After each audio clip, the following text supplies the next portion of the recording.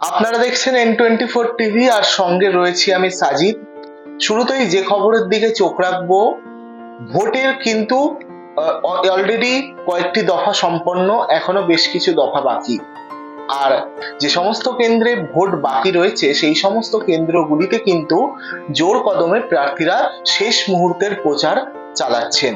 আমরা চোখ রাখবো যাদবপুর লোকসভা কেন্দ্রের দিকে। সেই লোকসভা কেন্দ্রে আপনারা জানেন তৃণমূলের পক্ষ থেকে প্রার্থী করা হয়েছে অভিনেত্রী সায়নী ঘোষকে। সেই সায়নী ঘোষ কিন্তু প্রচারে কোনো রকম খামতি রাখতে চাইছেন না, একেবারে জোর কদমে প্রচার চালাচ্ছেন তিনি।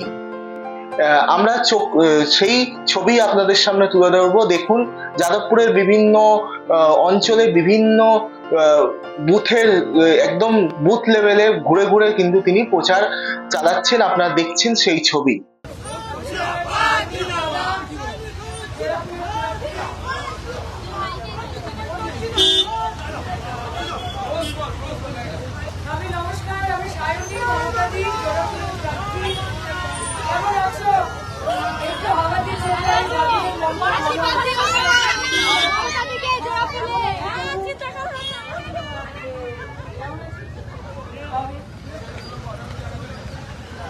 চোখ রাখবো পরবর্তী খবরে।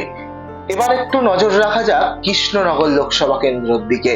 কৃষ্ণনগর লোকসভা কেন্দ্রে আপনারা জানেন তৃণমূলের পক্ষ থেকে প্রার্থী করা হয়েছে মহুয়া মৈত্রকে।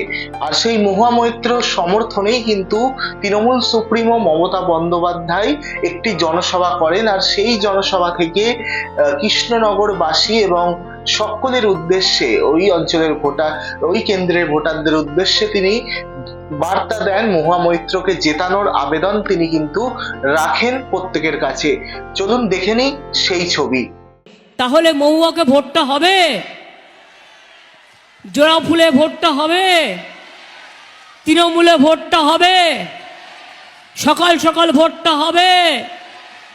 প্রধানমন্ত্রীর ধমকানি শুনে ভয় পাবেন না তো, চমকানি শুনে ভয় পাবেন না তো। উনি অনেক গল্প বলবেন, কারণ মিথ্যে গল্প সাজাতে বেশি টাইম লাগে না, কিন্তু যায় আসে না। আমি বিশ্বাস করি মহুয়াকে, আমি বিশ্বাস করি আমার মা মাটি মানুষকে, আমার সাধারণ মানুষকে।